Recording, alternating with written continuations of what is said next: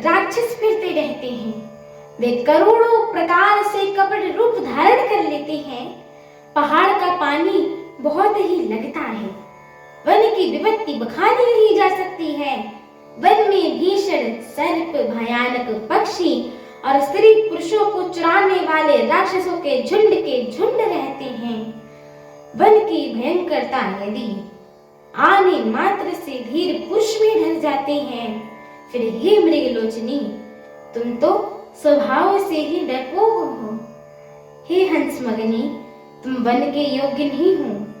तुम्हारे वन जाने की बात सुनकर लोग मुझे अपयश देंगे, यानी बुरा भला बोलेंगे। मानसरोवर के अमृत के समान जल से पाली हुई हंसनी कहीं खारे समुद्र में जी सकती है?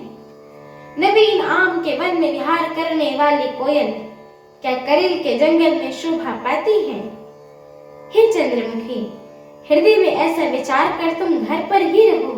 वन में बड़ा कष्ट है। स्वाभाविक ही चित चाहने वाले गुरु और स्वामी की सीख जो इसे चढ़ाकर नहीं मानती हैं, वे हृदय में भरपेट पछताती हैं और उसके हित की हानि अवश्य होती है।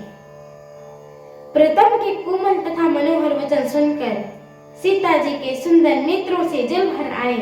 श्री राम जी ये शीतल सीख उनको कैसे जलाने वाली हुई है, जैसे चकवी को शरद ऋतु की चांदनी रात होती है। जानकी जी से कुछ उत्तर नहीं देते बनता है, वे यह सोचती है, व्याकुल हो उठती हैं कि मेरे पवित्र और प्रेमी स्वामी मुझे छोड़कर जाना चाहते हैं।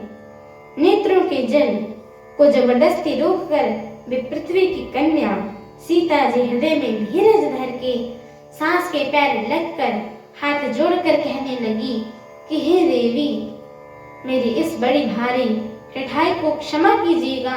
मुझे प्राणपति ने वही शिक्षा दी है जिससे मेरा परम हित हो, परंतु मैंने मन में समझकर देख लिया है कि पति के वियोग के समान जगत में कोई दुख नहीं होता है। हे प्राणनाथ, हे दया के धाम, हे सुंदर, हे सुखों को देने वाले, हे सुजान, हे रघुकुल रूपी कुमुद को खिलने वाले चंद्रमा, आपके बिना स्वर्ग भी मेरे समान नरक ही होगा।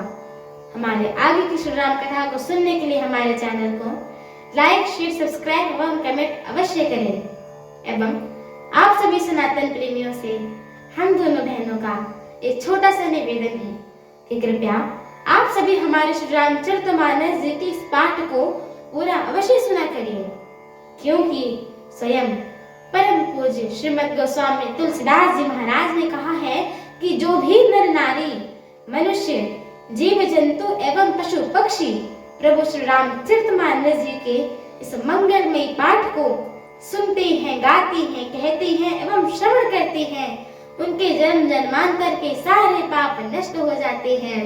तो एक बार प्रेम से बोलिए, मर्यादा पुरुषोत्तम प्रभु श्री रामचंद्र की जय हो। जगत जननी माता जानकी की जय हो। लखन लाल की जय हो। अयोध्या धाम की जय हो। तुलसीदास जी महाराज की जय हो। एक बार प्रेम से बोलिए, पवन सुत हनुमान की जय हो।